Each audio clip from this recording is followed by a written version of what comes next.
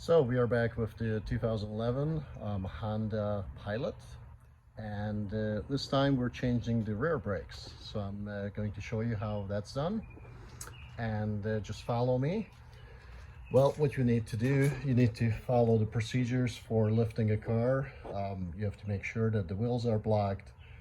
You have something supporting it, and then before you lift it up, you want to loosen lug nuts and then lift it up and take the lug nuts off. Be careful, these wheels are kind of heavy, even though they're alloy wheels, so you don't want to drop them on your leg or foot.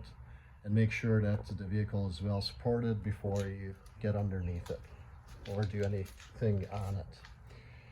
So I'm going to take the wheel off and take a look at what shape the rear brakes are in. Regardless of the shape, I most likely will replace them. So let's proceed. So I have taken off the tire, and this is what the back wheel, or I should say brake rotor and caliper looks like. So as you can see, here's the caliper, and back up here there's two bolts that you need to take loose, the top one and the bottom one. If you've seen my video on the front one, it is similar to that. So you take these, I already have loosened them. You basically turn it out. Fortunately, these are coming out fairly easily, even though we are in a place where it gets pretty salted, meaning the roads. So I'm surprised it's as easily coming apart as it is.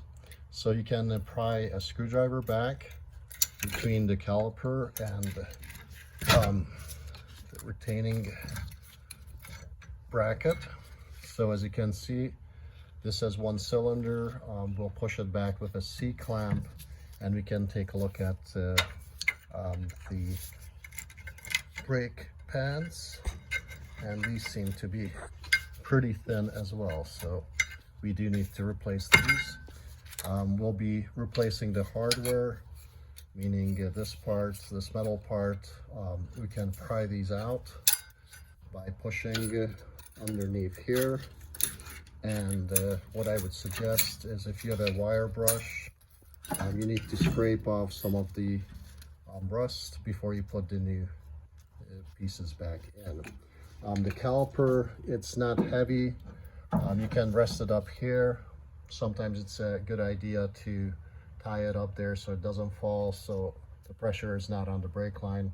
But as I said, the brake line is flexible and pretty thick, and the caliper is not that heavy, so it's not as much of an issue as in the front.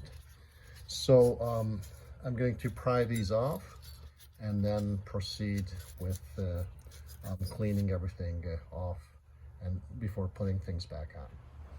So far I have cleaned the places off, what I mentioned. Here are the old ones with the hardware, and here are the new ones already in place. You just need to kind of squeeze them in there, make sure it's clean underneath, and then we can put the pads on, and we can put the caliper back in place with the bolts.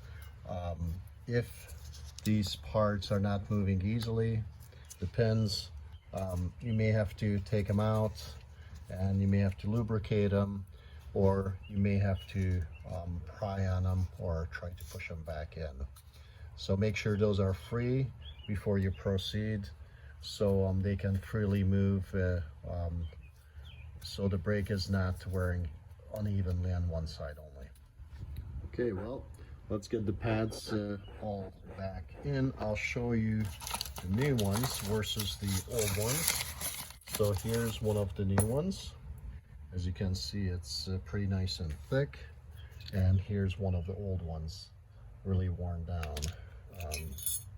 So these definitely needed to be replaced. We caught it just in time before it started chewing into the rotors. Just as I said on the other video, don't crucify me on this. Yes, this rotor would be best to be replaced, and you would have a larger area where it would be braking, but the customer at this point chooses not to replace them. but maybe down the road. So these ones I got from AutoZone. They're Duralast Gold. So they will be under warranty, lifetime warranty. They're ceramic pads, so if there's any issues with them, we can always take it back. So let me put these brake shoes on, and I'll show you. Basically, you put in one tab and then you squeeze in the other side. I may have to tap it in a little bit, so I may need both hands, but you can use a rubber mallet and tap it in place. And you would do the other side also. If you would like to put the indicators on, that will show where it wears getting thin, and it will making a scraping noise before it actually gets all the way down to the rotor. So let's get these in place and I'll show you how we put. Okay, so the brakes are back, the brake pads are back in place, as they should be. And what we had to also do is get the caliper, the cylinder, back in place. So if you get lucky, you can actually do one of these. Get good size pliers, and you can squeeze the wheel cylinder back in place. So that's what we're doing right now. We squeezed it back, the cylinder for the caliper cylinder back in place, but sometimes you may have to use a C-clamp for it. So as long as it fits on here, we should be good to go. Sometimes, as I said, you have to push these back, which has the pins in them. The screws, these are 12mm bolts that go in here. So let me make sure that I can squeeze these and they're free to move, and then we'll put the caliper back on. I'll rest it here until then, up there, but we should be good to go in just a little bit here. So as you can see, the pads are in, the caliper is on, the bolts are in and tightened. If your bolt, the sliding pin is basically, this is the sliding pin right here, and that's the bolt that goes through it. Your sliding pin cannot go back. You may have to replace that. It's not the easiest to do when it's in there. You may have to replace the whole bracket along with it. You may have to heat it up and try to get it out. You'll probably destroy this rubber seal, so you may have to get a new one of those.